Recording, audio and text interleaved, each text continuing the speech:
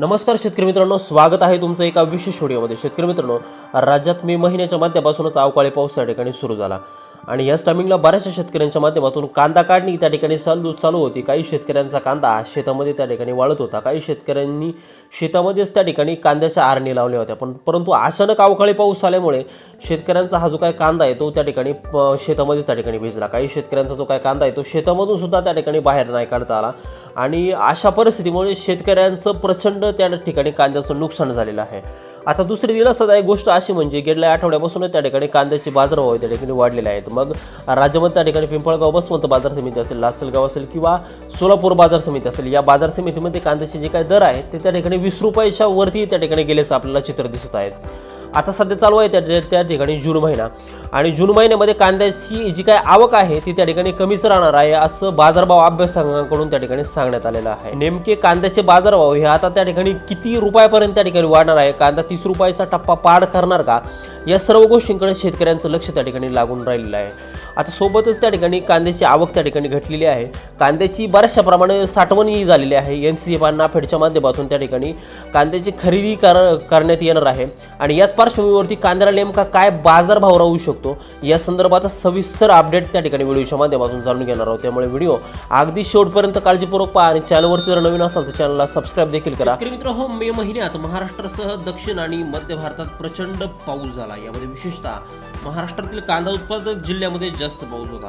मग यामध्ये नाशिक असेल, धुळे असेल, सोलापूर, बुलढाणा, पुणे, अहिल्यानगर आणि इतर जिल्ह्यामध्ये देखील कांदा पिकाचं अक्षरशः फार मोठं नुकसान झालेलं आहे। अक्षरशः कांदा पीक हे पाण्यामध्ये वाहून गेलं आहे आणि यामुळे शेतकऱ्यांचं प्रचंड मोठं नुकसान त्याच्यामुळे झालेलं आहे। त्यामुळे आता ती आहे त्या अवस्थेमध्ये जे काही शेतकरी आहेत ते कांदा आपला जो काय आहे तो मार्केटमध्ये आणताना आता दिसत आहेत। शेतकरी मित्रांनो, आता त्याचप्रमाणे झालंय काय की शेतकऱ्यांसाठी एक दिलासादायक अपडेट म्हणजे कांद्याचे बाजारभाव त्या ठिकाणी वाढायला सुरुवात झालेली आहे। आता ही बाजारभाव वाढायला सुरुवात झाली असून सोलापूर मार्केट झालं, पिंपळगाव बसवंत आणि लासलगाव या महत्त्वाच्या बाजार समितीमध्ये कांद्याला 2000च्या वरती दर मिळताना आपल्याला पाहायला मिळतोय। आता यामुळे शेतकऱ्यांना थोडा का होईना दिलासा मिळत आहे, पण नेमकं कांद्याला अजून किती बाजारभाव वाढणार या संदर्भात आपण पुढे माहिती त्या ठिकाणी घेणार आहोत। परंतु आता कांदा जून महिन्यामध्ये 30-3000चा टप्पा पार करणार का अशी शेतकऱ्यांच्या माध्यमातून त्या ठिकाणी विचारणा केली जात आहे। तर होय मित्रांनो, कांदा हा 3000चा दर देखील पार करू शकतो, कारण याची 3 ते 4 कारणं या ठिकाणी समोर आलेली आहेत। आता यामुळे कांदा 3000चा टप्पा पार हा नक्की करणार असं बाजारभाव अभ्यासक आणि कांदा व्यापाऱ्यांचंच या ठिकाणी आता म्हणणं आहे। शेतकरी मित्रांनो, आपण पाहू शकता की यामधील जे काय पहिलं कारण आहे ते म्हणजे अवकाळी पाऊस। आता मोठ्या प्रमाणामध्ये कांद्याचं हे काय जे नुकसान झालेलं आहे ते अवकाळी पावसामुळे त्या ठिकाणी झालेलं आहे आणि आता नुकसानग्रस्त शेतकऱ्यांचा जो काही कांदा आहे तो अतिशय कमी प्रमाणामध्ये आता मार्केटमध्ये त्या ठिकाणी दाखल होतोय। परिणामी मार्केटमध्ये कांद्याची आवक आपल्याला कमी होताना दिसेल आणि यामुळे कांद्याच्या दरावरती परिणाम हा होऊ शकतो आणि कांद्याचे दर हे त्या ठिकाणी वाढू शकतात। आता यानंतरचं सर्वात महत्त्वाचं आणि दुसरं कारण जे काय आहे ते म्हणजे कांदा साठवण। आता बऱ्याच शेतकऱ्यांनी बाजारभाव मिळत नव्हता, याच्यामुळं कांदा चाळीमध्ये साठवून ठेवला होता। आता हा जो कांदा आहे तो शेतकरी साधारण ऑगस्टच्या दरम्यान त्या ठिकाणी जी काय बराकी आहे ती त्या ठिकाणी फोडत असतो। आता ही जर आता जर फोडली तर शेतकऱ्याला अजून कांद्याच्या बाजारभावाचा अंदाज नाही, नेमका वर जाईल की खाली येईल।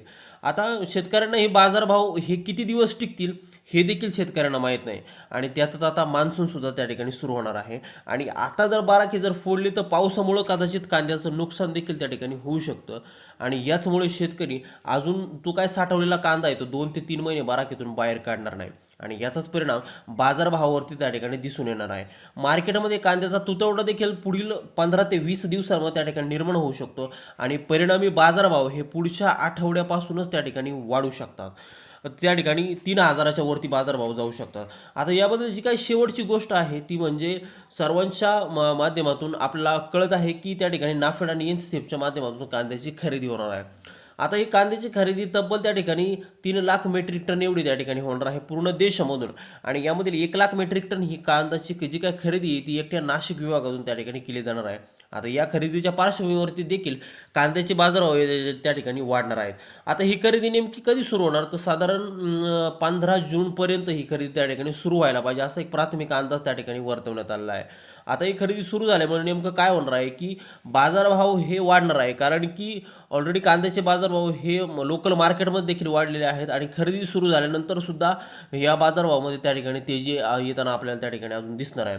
आता बाजारभाव नेमकी किती भेटणार, तर मागच्या वर्षीच्या खरेदीच्या जर अंदाज जर आपण जर घेतला तर हे कांद्याचे जे काय बाजारभाव आहे आताचे, हे साधारण 3,000 रुपयापर्यंत जाण्याची शक्यता व्यापारी आणि त्या ठिकाणी जे काय मोठे कांदा बाजारभाव अभ्यासक आहेत यांच्या मार्फत त्या ठिकाणी वर्तवण्यात आलेले आहे. त्यामुळे शेतकऱ्यांनी काळजी करण्याची अजिबात त्या ठिकाणी गरज नाही. त्यामुळे आता हा जो काय कांद्याचा बाजारभाव आहे हा त्या ठिकाणी आता वाढण्याच्या मार्गावरती त्या ठिकाणी. तर शेतकरी मित्रांनो, दिलेली माहिती तुम्हाला जर उपयुक्त वाटली असेल तर व्हिडिओला एक लाईक नक्की करा. तुमच्या मित्रांपर्यंत ही माहिती त्या ठिकाणी लवकरात लवकर शेअर करा. तुमच्या जिल्ह्यामध्ये तुमच्या बाजार समितीमध्ये कांद्याला काय दर मिळतोय कमेंट करायला अजिबात विसरू नका. चॅनलवर जर नवीन असाल तर चॅनलला सबस्क्राईब करा. भेटूयात एका पुढच्या नवीन व्हिडिओमध्ये एका नवीन माहितीसह. तोपर्यंत शेतकरी मित्रांनो, धन्यवाद.